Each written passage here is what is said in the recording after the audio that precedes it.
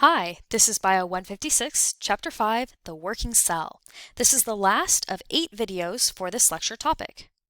In this video, we will discuss how enzyme inhibition can regulate or control enzyme activity in a cell. And then we'll also talk about how many common drugs, pesticides, and poisons are enzyme inhibitors. To begin with, let's define an enzyme inhibitor.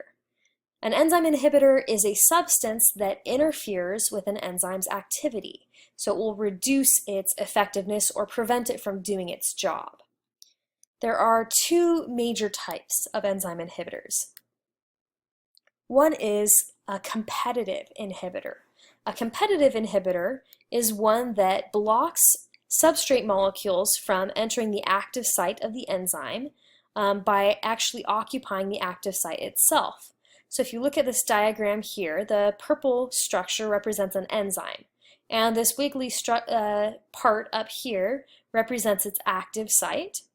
The darker blue molecule is the substrate, and the lighter blue or gray molecule is a competitive inhibitor. So it comes in and it binds to part of the active site itself, and it prevents that substrate molecule from binding.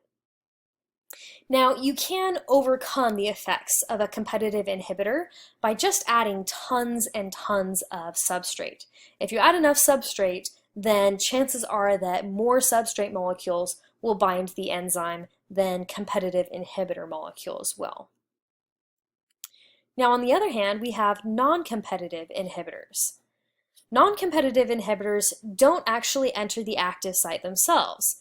Instead, they bind at an allosteric site, like the site shown in this diagram here. An allosteric site is a site away from the active site, but when the non-competitive inhibitor binds there, it will cause a change in the active site of the enzyme, so that the active site and the substrate will no longer fit each other. So non-competitive inhibitors, because they aren't actually blocking the active site directly, they can't be overcome by just adding more substrate.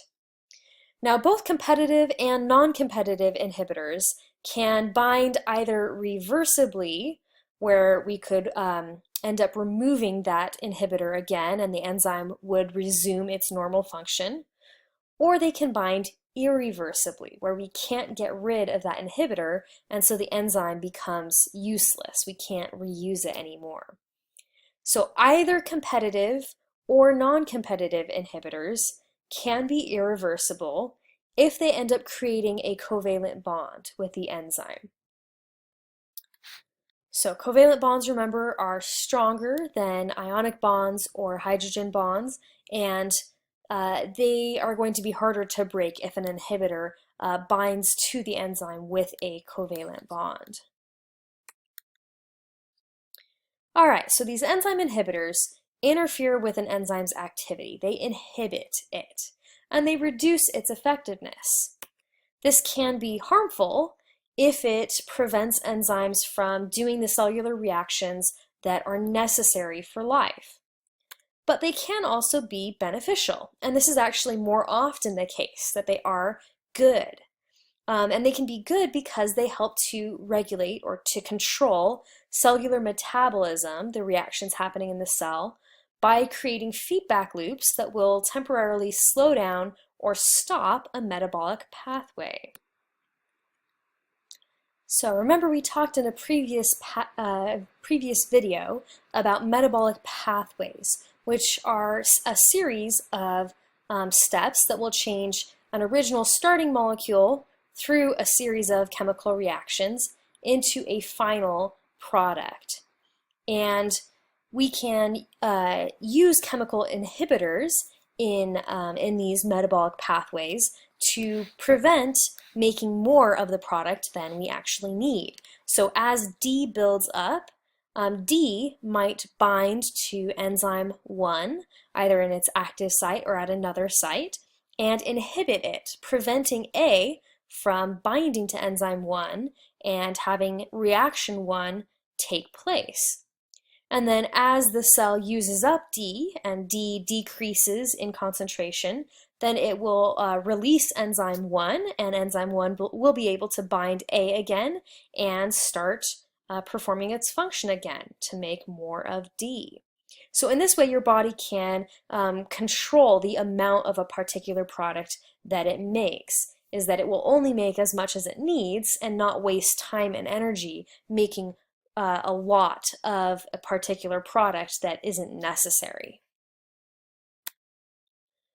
Now, we've actually taken advantage of enzyme inhibitors in our modern society as well.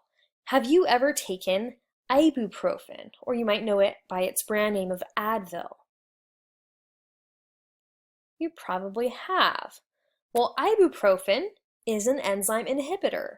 What it does is it inhibits an enzyme that's involved in producing prostaglandins. Prostaglandins are messenger molecules that increase inflammation or swelling and also increase our feeling of pain. And so when we block that particular enzyme, it helps to reduce swelling and our feeling of pain. So other examples of enzyme inhibitors that we use include some blood pressure medications and antidepressants. A lot of antibiotics are actually enzyme inhibitors that will bind enzymes in the bacteria and prevent them from working to help kill or prevent the bacteria from growing. And then a lot of HIV and cancer drugs are also enzyme inhibitors. Pesticides are also often enzyme inhibitors, including malathion and parathion, which are two pesticides that have the same mechanism of action. What they do is that they irreversibly inhibit an enzyme that's vital to the transmission of nerve impulses in insects.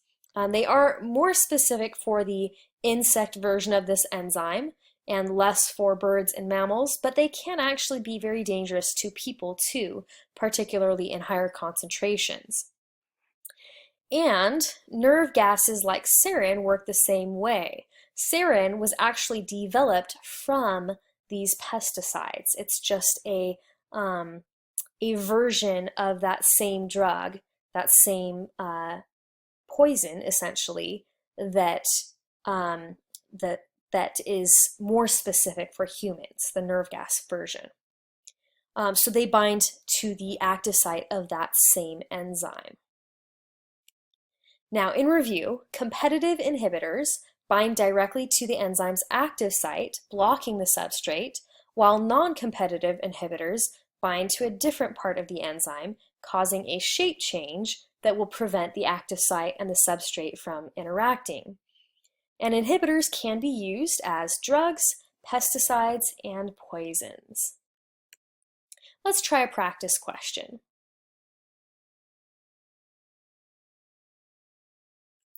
The correct answer here is D, that competitive inhibitors bind directly to the active site, while non-competitive inhibitors bind elsewhere.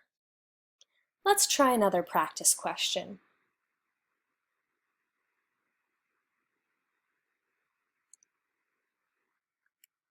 The correct answer here is C. This is an example of irreversible competitive inhibition. Remember, competitive inhibition occurs when an inhibitor binds to the active site, and irreversible inhibition is when the inhibitor makes a covalent bond with the enzyme, so you can't remove that inhibitor. It's irreversible. That concludes this part of the lecture. This has been Bio 156, Chapter 5, Video 8 of 8.